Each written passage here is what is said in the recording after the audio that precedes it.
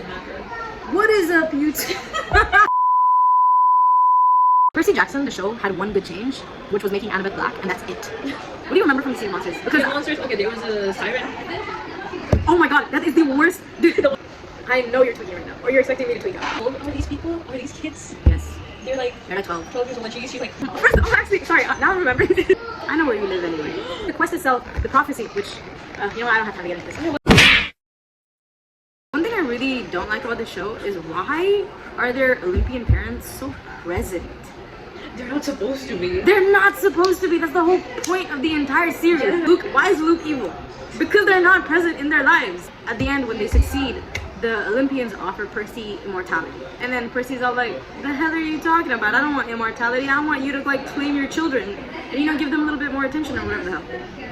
Now, how are you going to drag this on for 5 seasons and be like, oh, well, you didn't give anybody attention? Yes, they did. They gave you as much attention as the regular folks in this world as we speak of it today. I wasn't even supposed to be talking about this right now, but like now I'm pissed about that.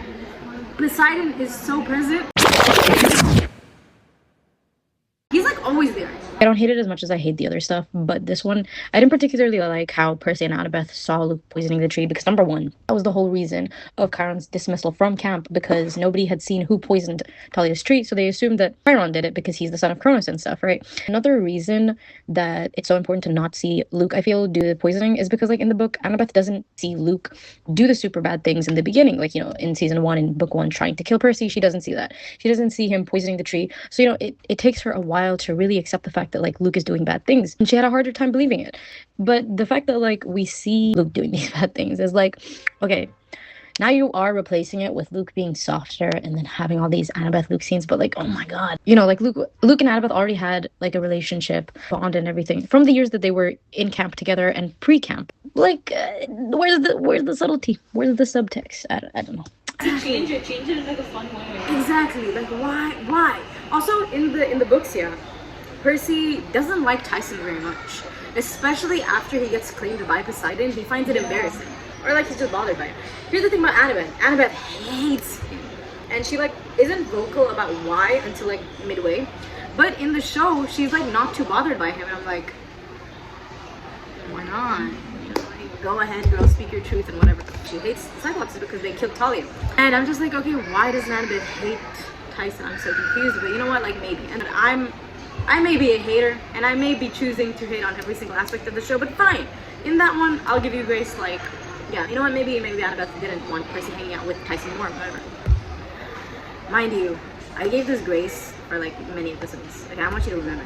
In the book, Clarisse essentially like saves them, because she's like, what are you idiots doing out here in the sea? Okay, well, I have a ship, hop on board, I guess. Like, she's not like, oh my god, my friend, right? But at the same time, she's also like, okay, hop on board, kind of. Like, to an extent, I do like the fact that they're taking Clarisse's entire character a little bit more deeper. They're giving her more stuff. Okay, sure, fine. But I will admit, I didn't enjoy the fact that they changed that one helpful thing like Clarisse does in the beginning of the series, right? Like, where she helps. Now, the thing is, she's like, hell no, I don't want to take you on my ship. And Annabeth, you know what she does? Annabeth kills 3 of her undead people. Like, okay, now 3 of them are dead, so you have to take 3 more.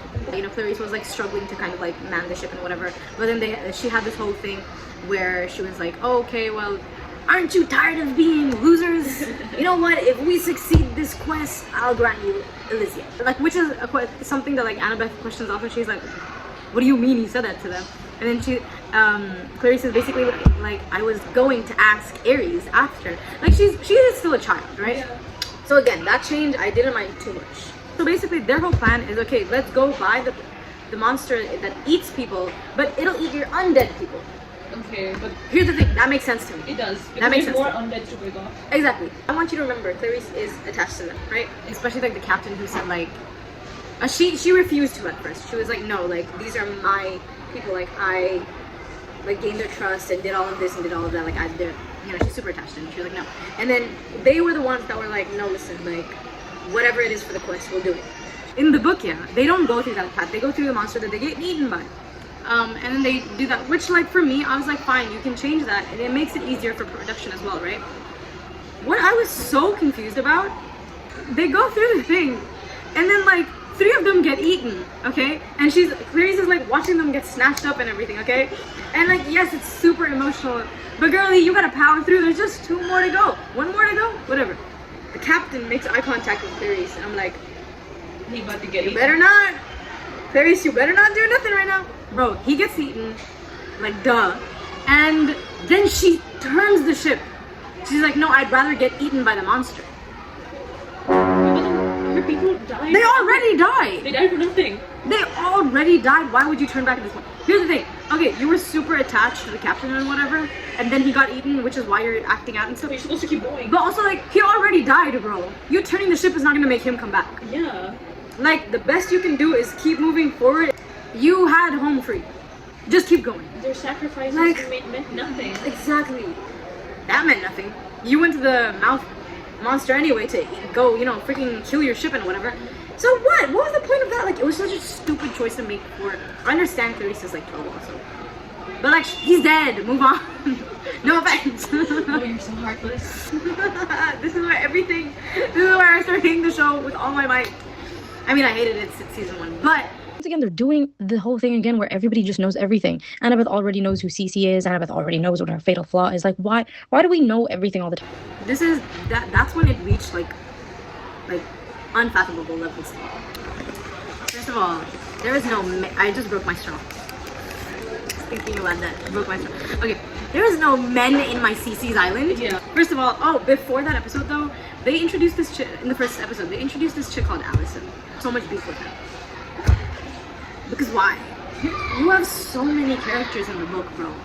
Stick to them. You want to change any? You're already changing everybody. First of all, you're making everybody one-dimensional, which is another complaint I have. But the thing about like Allison that I hated so much is she's become kind of like a main character, and she's like super like heartless and. She's not a villain. Which is like, we have a villain, man. His name is Luke. But guess what? No, we don't. Because we don't need complex characters. We want them all to be one-dimensional. We want them all to follow the same pattern. Super, like, harsh character. Essentially what they did, what Allison is in the entire thing, is, you know how Luke has all of these, like, unforgivable acts that he does, and, like, yes, some of these things, like, you understand why he's a bad guy and why he's doing certain actions and why you're like, you know what, I sympathize with him. Even though he's making the wrong decisions and stuff, I understand where he's coming from. You know, these kind of things, right? But then at the same time, you're like, but he was a bad guy. And he actively chose to do these things. Like, for example, with like X-Men and stuff, yeah. Magneto is my favorite. But has he killed a bunch of people? Yes, you won't see me saying he hasn't. Luke is that, like, he does things with his own agency, right? He chooses to do these bad things, which makes him the complicated character that he is, which makes him a good character, because, you know, you're always constantly kind of wondering, like, would I have forgiven him for that? Would I have done this? Would I have, like, was he a character that, like, at the end, like, did he fully redeem himself? Percy sympathizes with Luke in the books as well, which is fine, because, you know, you're always like, I understand where Luke is coming from, but he's doing it the wrong way. He's doing the wrong things. They character assassinated him and made all of his, like, really harsh parts go on to Allison instead, because they love making all these women in Percy Jackson really angry for some reason. Oh my god. Which, here's the thing, I love angry women. I'm an angry woman. But it needs to make sense. It needs to make sense, and you need to have depth. All of these characters are just angry. All of them. And it's like, why? Percy Jackson, the show, had one good change, which was making Annabeth black, and that's it. Okay, why did you get rid of every other aspect about her? Why is she so one-dimensional? Like, here's the thing, I love the actress that plays Annabeth. Like, I think she's such a cutie, and also, like, her interviews and stuff are adorable. And, like, I like her in general, but I feel like the script is such a bad... Like, I feel so sad for her because she can do so much better, you know what I mean? And, like, it's so bad because all she does is just stare at Percy all confused the entire time. What do you mean? You're the Percy's daughter of supposed to be the stupid Athena. one. Percy's supposed to be the stupid one, right? Since season... Oh my god, let me tell you about this channel. every single word branches out into a new problem. Dude, pissed me off so much in season 1. Percy is just standing there over-explaining everything that's about to happen. You know what they do in the show? He walks in, he's like, that's the monster. I'm not even joking. No. Notice how you said it as a joke? Because that would be so stupid to do? Yeah. That's exactly what he does. He walks into the store and he's like, you're this and that monster. My mom told me about you. You know, you trap people over here. Why do you know this? We're suddenly an experienced monster hunter. But he knows everything, because guess what? Sally has been teaching him about the Greek mythology world since he was but a wee child. Why? You know, they even said this in the book, that there is a reason that Percy wasn't told about any of this when he Because he'd be unsafe, right? Yes, exactly. Because the more he knows about that, the more like his scent or whatever is super strong to the monsters. So why does he know everything in the show? That gets rid of, and you know, like that's another reason that Annabeth was so important for his like character journey in the books, is because she's the daughter of Athena, who knows everything. So when he like walks into whatever like, and he doesn't know what's going on, she's essentially like, you know, kind of the character that like you click on to get answers, and then she explains all of this. But bro, if you're gonna have Percy know everything and Annabeth just standing there, you turn her from a complex character to an NPC, essentially. You know, there are here's the thing, I'm not like I'm a hater, but like there are certain times where I'll be like, okay, fine, like I guess. But when you make big changes to the main villain, that's when I have problems. That's when I always have problems. Like, you don't need to dumb your villains down, bro. You make all of this like, you know, like you can hint at complexities, and then at the way end, you make them like every other villain. Where it's like give them a sad backstory. Which is like, everybody can have a sad backstory, bro. It's all about agency. It's all what do they choose like, to do? Exactly. What do you choose to do? Because I feel like we need good villains. Like, you think you're such a good person because you have empathy. Man, shut up. I keep going back to this. That's why I loved Eric, like Magneto, as a character so much, because he always had consequences. But like at the same time, that's what I want to feel. I want to feel sorry because he's never gonna live in peace. And so, all of this to say, yes, Allison essentially becomes the whole, oh, let's take this away from Luke so he's softer and more sympathetic. And like, it's all fan service, man. Because like all of these characters love, you know, all these Luke sympathizers and whatever, so that it's easier to sympathize with him and be like, oh, but like Kronos was kind of like messing with him. You're just making him into some wimp now. You're telling me anybody could have been Luke. Luke is no longer that complex villain. Luke is just some dude from camp who just happened to be manipulated by Kronos at this point. Yeah. Tell me why they open the door and I can already see a man in the background. Why is there a man? Her whole thing is, I'm hosting a program, which is where we strengthen your ability to be able to pass the science, but I tell you when you've done it. They have this other storyline in one of the books where Percy gets thrown into Calypso's island. You know, she always gets these heroes wash up on her island when they like need, like, for example, like nursing and back to health and whatever the hell. And essentially they kind of use and discard her. As soon as she's attached to them, magically the ship comes up that takes them out of the island. That's Calypso's story, okay? That's Calypso's story. Okay, Cece is like, oh, well, you saw what happens when somebody tries to skip my program. They die. We're like talking about how, okay, do this and this. There's the mirror scene, but guess what? The mirror doesn't show you like this perfect version of yourself. No. The mirror shows you your fatal flaw. I don't know if it's as deep to everybody else, and I guess you could argue, like, I can also think of it as not that deep. But you know what? I choose to think of it that deep. Which is like, the fatal flaw is a very, very like important thing, because they find out like way later about what their specific fatal flaws are, which is like Annabeth's is like pride, and then Percy's is like loyalty and stuff. But then they find that out like way later because, you know, like character development, whatever. And now you're telling me this mirror just shows up and you just see your fatal flaw there. Okay, why though? And then like, so Percy sees this. I found this so freaking stupid. Mind you, this guy is 12 years old. 13. Oh, one other thing that they changed is that they love to make everything so Percibeth heavy. Bro, I freaking love Percibeth. They're one of the only main couples that like actually, they were a good main couple. Like, you're like, oh, actually, you know what, they're my favorite kind of thing, right? But the thing about Percibeth is that it's a slow burn. Yeah. Like, first 3 books, they don't do anything. In the 4th book, at the very end, Annabeth kisses him. And then like in the last book, they're like together and stuff. The 3 books, none of that happens. Which makes sense because they're children. They are children. I'm gonna put a Tumblr post up here that I agree with. They are children and let them be children. They're always like making everything so Percibeth heavy, and I'm like, you can make it subtle, but you don't need to make it so on the nose. Like, dude, you're 12. She's allowed to like Luke. She's a child. She's allowed to feel certain, you know, feelings and whatever. The thing that I was so mad about, that like so many of these TikTok posts loved so much. All of these Percy Jackson show enjoyers love this scene so much, which is after Percy finds out his fatal flaw is loyalty. He gets like scared of himself, which is such a grown thing to do, in my opinion, because we've seen it play out in all of these hero stuff, where, you know, the hero realizes that like his love for his main characters or whatever is like super strong. So it's essentially like this flaw that he has where he would choose to save his people rather than the entire world, and it scares him, right? Yeah, man, when you're like 17 and you know everything, I guess. Not when you're 12. When you're 12 and somebody tells you, oh, your fatal flaw is loyalty, you'll be like, okay, I care about my friends. That's what I thought. When I was 12 years old and I was reading the book, and I was like, okay, that's not bad. Like, you like your friends. Yeah, man. Good on you. In fact, that's a pretty good flaw to have. It means you care. show, Percy is all like, oh, I'm scared of myself now. You think those are big words? Annabeth is like, why are you being this way, right? Percy is like, has this whole dramatic scene, okay? He's like, no, you know what? Because that is right. Like, crap. I'm so angry I'm forgetting the words. If I had to choose between Olympus and you, I'd burn Olympus down. You're 12 years old, not 12 decades old. I'd rather Olympus. What? Like, okay, you can be corny and stuff. Dude, you're 12. Make corny 12-year-old stuff, you know? What do you mean, oh, I'd rather Olympus burn down? Why do you know these things? Why are you talking this way? I love Percy in the books. He's that one main character that, like, everybody actually likes. You know how usually people like the side characters in books and stuff? Percy is the one main character that you love.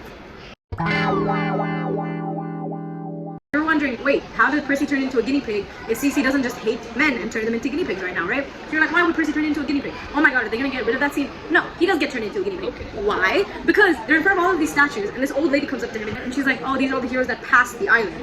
Like, you know, I've seen them, like, pass the sirens and stuff, and she's like, every time I'm about to lose hope, like, somebody makes it through the island. And then Percy, like, clicks it all together, and then he, like, goes and confronts Cece. I know what you're doing here. Why? Stop knowing everything! And he's like, I know what you're doing. Like, my mom told me. You're always helping him. Why is your mother telling you everything? Why is that? Like, hold on, because this sounds familiar. Oh, you know why it sounds familiar? Calypso. Why couldn't we just have her as a man-hating magician? Now, let's say you and I ended up on Cece's island. We somehow went through all of that together, and we found a ship to escape to go to the Siren. Now, what would I do? I'm no daughter of Athena, mind you. We're there. And I told you, hey man, we're about to go to the Siren Island. You know what? Let's just put the beeswax in our ears right now and then set sail, right? Yeah. This siren scene was very, very important for her because, like, as a character, it shows you a lot about her. The thing is, she wants to hear the sirens because she wants to know what is it in her heart that she wants to, like, more than anything in the world. Has beeswax in his ears, okay? So he cannot listen to the sirens, but he is on his track to help Annabeth. He sees the vision, which is Annabeth, like, reimagines Olympus in a way, or like New York. Let me fact check. That she built. That's what her fatal flaw is, thinking that she can reimagine Olympus better than anybody else can. That plus she's having a picnic over there with her mom, Athena, her dad, and Luke. This is so important because deep down she's still a 12-year-old that just wants a family.